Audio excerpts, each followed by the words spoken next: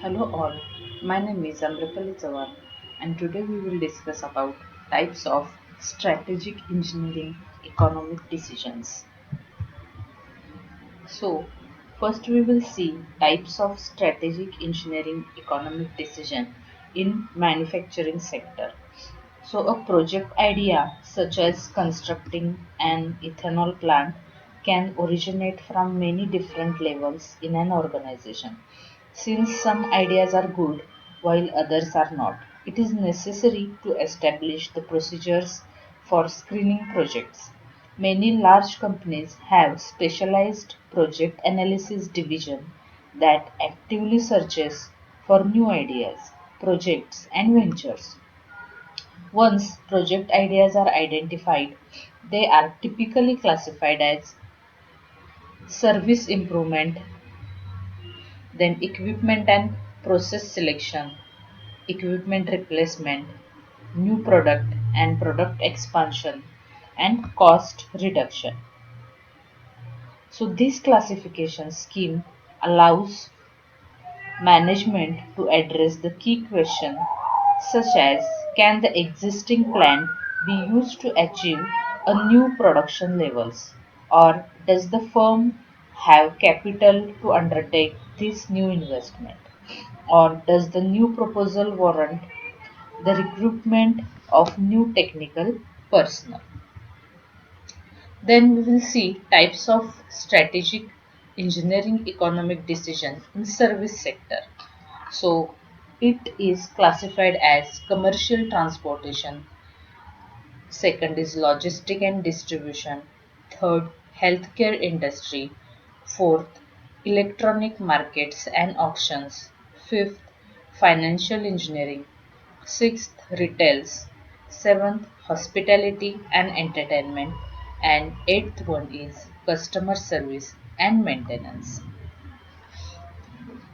As you can see in this diagram of service improvement, this is example of the service sector of US economy which dominates both gross domestic product, that is GDP, and total employment.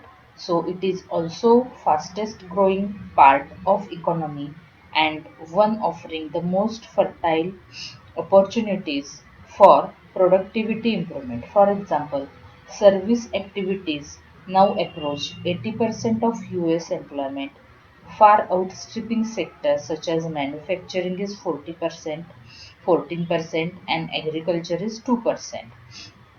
So, as you can see in diagram, the example of service improvement in retail where the blue jean manufacturers is considering installing the robotic tailors. The manufacturer's main problem is to determine how much demand the woman's line would generate. How many more jeans would the manufacturer need to sell to justify the cost of additional tailor?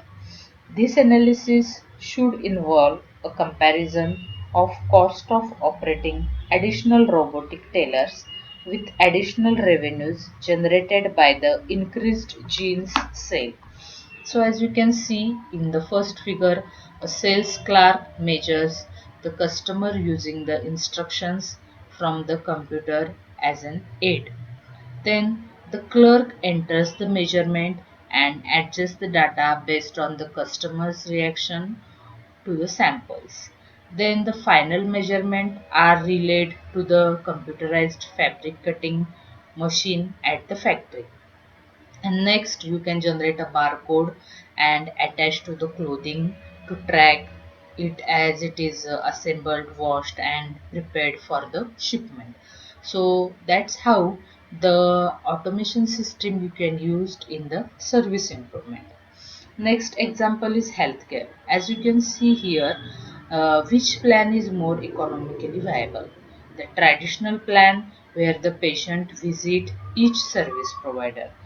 As you can see, the patient has to visit different type of service provider shown in the circle with the red, pink and blue color. So these are the service provider. And The square with the blue color is the patient.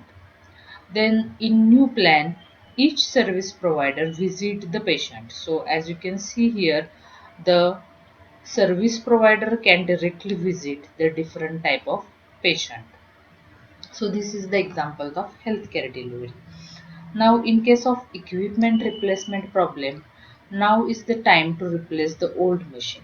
So if not, when is the right time to replace the old equipment? This decision is important. So when to replace the equipment is the important decision. Next is new product and product expansion. So in industry, you have to decide either to purchase a new product or to expand the old one. So shall we build or acquire a new facility to meet the increased demand, or it is worth spending money to market a new product? So the decision is you have to take the decision in the industry. Next is cost reduction. So should a company buy a equipment to perform an operation now done manually? So company can buy the multiple machinery which can generate the equipment, or should spend money now in order to save the money, more money later. So this decision you need to take in the strategic decision making. Then there are four fundamental principles of engineering economics. The first principle is an instant dollar is worth more than the distant dollar. So an earlier dollar is worth more than a later dollar. This means a fundamental concept in engineering economics is that money has a time value associated with it, because we can earn the interest on the money received today, that is called compound interest, and it is better to receive money earlier than the later. So this concept will be basic foundation for all engineering project evaluation. Then the next principle is only the relative or pairwise difference among the considered alternatives count. So the second principle tells us about the all the counts in the differences among the alternative. Means an economic decision should be based on the differences among the alternatives considered. That is, all that is common is irrelevant to the decision. Certainly, any decision, economic decision, is no better than any one of the alternatives being considered. Therefore, an economic decision should be based on the objective of making the best use of limited resources. Then, the third principle is marginal revenue must exceed marginal cost in order to carry out a profitable increase of operation. Means marginal revenue must exceed marginal cost. Any increased economic activity must be justified based on the fundamental economic principle, that is marginal revenue must exceed marginal cost. So here marginal revenue is additional revenue which is made possible by increasing the activity by 1 unit or any small unit. Similarly, marginal cost is the additional cost incurred by the same increase in the activity. The fourth principle is additional risk is not taken without an expected additional return of suitable magnitude. Means the additional risk is not taken without the expected additional return. So, for delaying consumption, investors demand the minimum return that must be greater than the anticipated rate of inflation or than any perceived risk.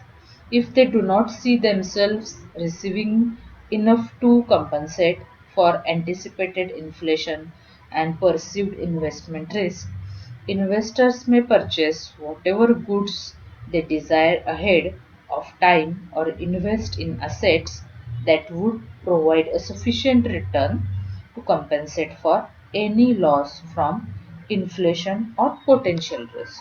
So these four principles are much statements of common sense, as they are uh, theoretical principles. So they provide the logic behind what follows in the strategic engineering decision.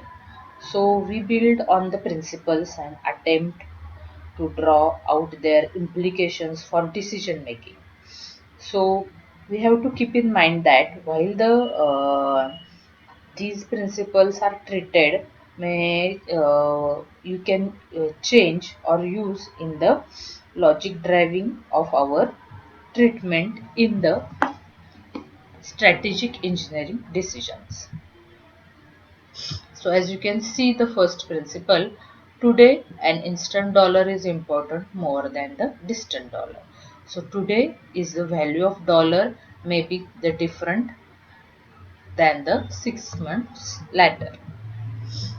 Principle 2, that is only the cost resource difference among the alternative counts. So the data shown in the green fields here are irrelevant items for decision making since their financial impact is identical in the both cases. So you can see here the $960 and $550 option is buy and monthly fuel cost and monthly maintenance. So these two options are compulsory, so you need not to consider these two columns.